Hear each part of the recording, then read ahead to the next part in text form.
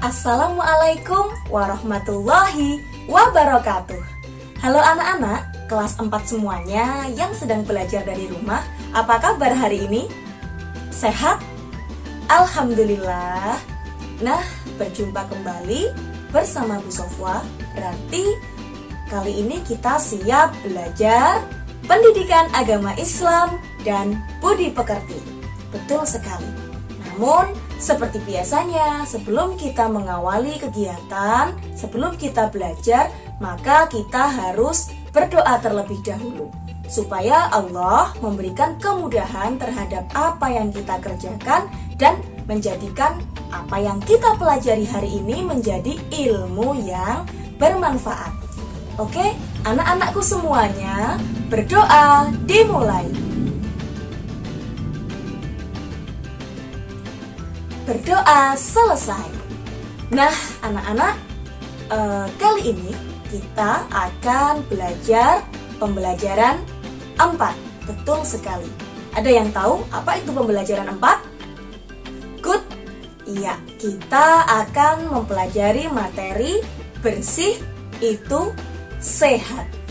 Nah, anak-anak, sebelum kita belajar lebih lanjut, Bu Sofa akan menyampaikan bahwa dalam pembelajaran kali ini, dalam pembelajaran 4 khususnya, akan Bu Sofwa pecah menjadi 3 bagian.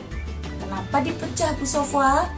Karena materi pembelajaran 4 ini cukup luas, cukup dalam, dan sangat penting. Karena apa? Islam merupakan agama yang mengajarkan kebersihan dan kedisiplinan, termasuk kedisiplinan dan kebersihan dalam beribadah. Nah, dalam pembelajaran kali ini kita akan belajar tentang salah satu syarat dari sahnya beribadah, yaitu bersuci. Anak-anak, ketika kita akan beribadah, baik itu sholat, kemudian membaca Al-Quran, kemudian tawaf, puasa, itu ada syarat-syarat yang harus kita penuhi supaya ibadah yang kita lakukan tersebut dapat sah dan diterima oleh Allah. Nah, oleh karena itu pelajaran ini, pembahasan ini sangat penting. Kalian harus fokus dan konsentrasi. Tapi jangan tegang, Bu Sofa akan cek dulu semangat kalian. 1 kali beri semangat, 2 kali beri semangat, 3 kali beri semangat. Beri semangat, semangat, semangat, hore. Oke, sudah siap ya belajar? Yuk kita simak materinya. Mengenal arti bersih, suci, dan sehat. Bagian pertama dari pembelajaran 4, bersih itu sehat. Nah, anak-anak, apa saja yang akan kita pelajari dalam pembelajaran kali ini? Kali ini kita akan membahas 4 pembahasan, yaitu 1. Mengenal arti bersih dan hidup bersih. 2. Mengenal hadas besar dan hadas kecil. 3. Mengenal macam najis. Dan 4. Cara bersuci. Anak-anak, sebelum kita belajar lebih lanjut, ada beberapa istilah yang akan sering kita gunakan dalam pembelajaran kali ini. Apa saja itu? Yuk kita ingat. 1. Bersih. 2. Suci. 3. Hadas. 4. Najis. 1. Mengenal arti bersih dan hidup bersih. Bersih artinya bebas dari kotoran. Islam menganjurkan untuk menjaga kebersihan. Menjaga kebersihan badan, pakaian, dan tempat harus dibiasakan dalam kehidupan sehari-hari. Pertama, menjaga kebersihan badan. Mandi 2 kali sehari. Menggosok gigi setiap mandi dan malam hari. Beramas setiap 2 hari sekali. Memotong kuku tangan dan kaki setiap hari Jumat. Mencuci tangan setiap selesai aktivitas sebelum makan dan setelah makan. Kedua, menjaga kebersihan pakaian. Meletakkan baju kotor terpisah dari baju yang bersih. Mencuci baju, celana, dan alat sholat yang kotor.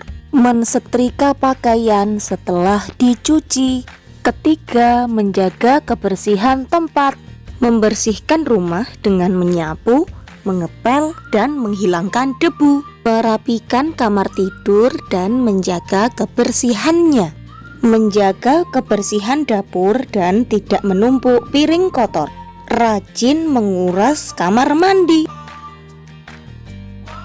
2. Mengenal hadas kecil dan hadas besar.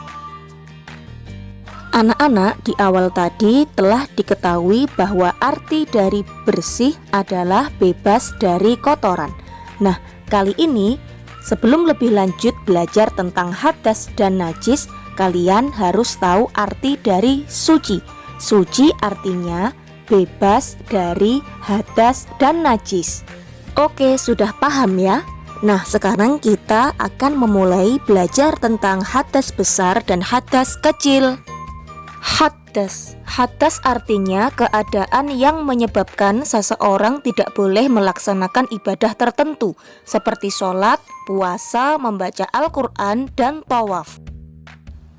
Jadi, orang yang berhadas maka tidak boleh melakukan ibadah.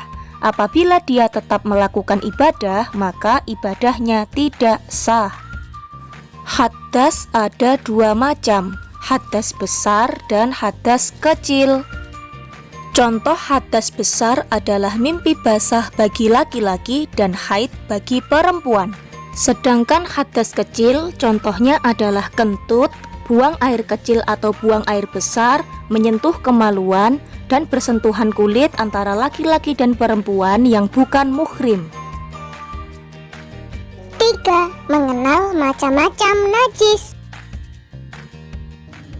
Najis artinya segala sesuatu yang kotor dan menempel pada tubuh, pakaian, dan tempat sehingga menghalangi ibadah kita. Setiap kotoran belum tentu najis, tapi setiap najis pasti kotor. Misalnya, baju terkena tinta atau cat itu kotor, namun bukan najis. Lalu, apa saja yang termasuk najis? Saatnya kita belajar. Najis ada 3 macam. 1. Najis mukhafafah atau najis ringan. 2. Najis mutawasitoh atau najis sedang. 3. Najis mughaladhoh atau najis berat. Najis mukhafafah atau najis ringan. Contoh najis mukhafafah adalah air kencing bayi laki-laki yang belum makan apapun kecuali air susu ibunya. Cara mensucikannya yaitu dengan memercikkan atau mengusapkan air yang suci pada permukaan yang terkena najis. Najis mutawasitoh atau najis sedang. Contoh najis mutawasitoh adalah darah, nanah, bangkai hewan selain anjing dan babi, air pipis, kotoran manusia, dan kotoran hewan. Cara mensucikannya adalah dengan mengalirkan air yang suci sampai hilang bau, warna, dan rasa dari najis. Najis mughaladhoh atau najis berat. Contoh najis mughaladhoh adalah najis yang bersumber dari jilatan dan air liur anjing dan babi. Cara mensucikannya dengan membasuh menggunakan air yang suci sebanyak 7 kali dan salah satunya menggunakan air yang dicampur dengan tanah. 4. Cara bersuci. Cara bersuci. Bersuci dapat dilakukan dengan 4 cara. 1. Wudhu, 2. Tayamum, 3. Istinja, dan 4. Mandi wajib. Wudhu. Wudhu adalah bersuci menggunakan air. Wudhu digunakan untuk mensucikan diri dari hadas kecil. Ketika akan sholat dan membaca Al-Quran, maka kita wajib berwudhu dahulu. Tayamum. Tayamum adalah bersuci menggunakan debu. Tayamum digunakan untuk mensucikan diri dari hadas kecil dan hadas besar. Tayamum dapat dilakukan ketika tidak ada air atau berhalangan menggunakan air. Istinja. Istinja biasa disebut dengan cebok, yaitu membersihkan kubul dan dubur dari kotoran setelah buang air. Istinja dapat menggunakan air, batu, dan tisu. Mandi wajib.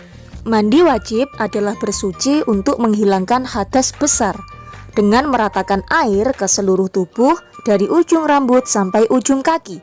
Mandi wajib biasa disebut mandi besar. Nah, anak-anak, demikianlah tadi pembelajaran pada hari ini.